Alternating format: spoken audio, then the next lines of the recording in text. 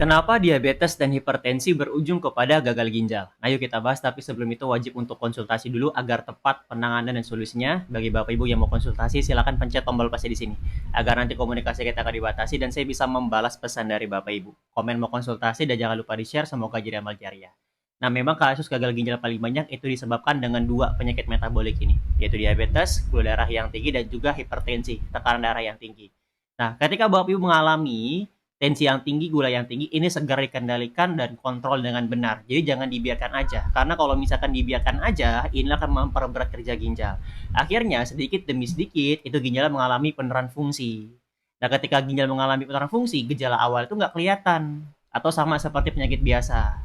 Makanya untuk langkahnya, kalau misalkan ginjalnya mau sehat, aman, tangani dengan baik kalau ada riwayat gula yang tinggi dan juga tensi yang tinggi.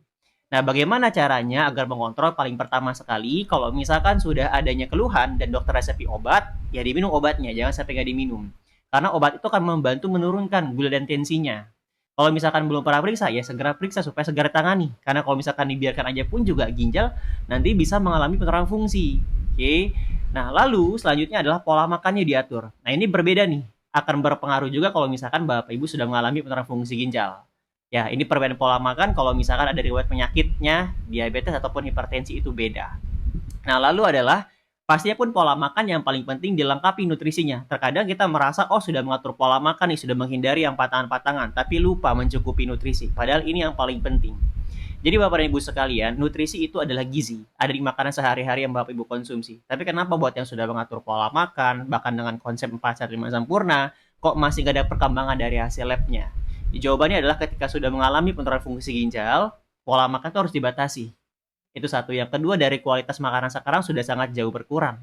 Kita lihat ayam sudah banyak yang disuntik, lalu juga sayuran, buah-buah juga sudah sama menggunakan yang namanya pupuk kimia atau rekayasa genetika. Ini juga menjadi pengaruh.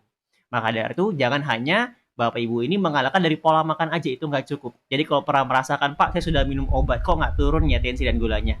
Nah, inilah dikatakan jangan hanya mengandalkan obat. Tetap obat diminum, tapi juga jangan diandalkan. Tapi harus menyeluruh. Atur gaya hidupnya, gaya hidup yang sehat, terutama pola makan.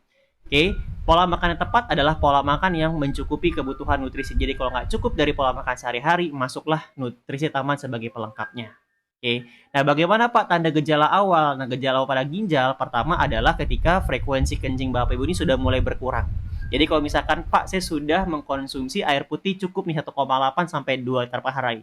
Kok kencingnya sedikit ya? Nah, ini boleh curiga. Karena kalau misalkan Bapak Ibu konsumsi air putihnya banyak, semakin sedikit semakin berkurang, ini bisa terjadi pembengkakan di tubuh Bapak Ibu. Ini memang gejala sudah serius, ginjalnya mengalami penurunan fungsi. Lalu yang kedua adalah nyeri pinggang ataupun bagian belakang yang sudah cukup sering disertai dengan kencing yang berbusa. Jadi kalau misalkan kadang busa kadang enggak, itu tidak mewakili. Memang lebih pastinya, lebih detailnya bisa cek urin. Lalu yang ketiga adalah ini hematuria. Kalau misalkan Bapak Ibu ada riwayat batu ginjal ISK, itu juga bisa menyebabkan gagal ginjal. Jadi segera tangani. Hematuria ini kencingnya ada bercak-bercak darah. Dan yang terakhir yang keempat muncul bengkak. Bengkak di wajah, badan, kaki, dan juga pergelangan. Silakan Bapak Ibu konsultasikan kembali, kalau perlu pun cek lab untuk deteksi segera, tangani segera. Jadi jangan dibiarkan aja ketika sudah muncul bengkak baru mau periksa. Jadi ini kalau misalkan sudah muncul bengkak sudah sangat kronis sekali.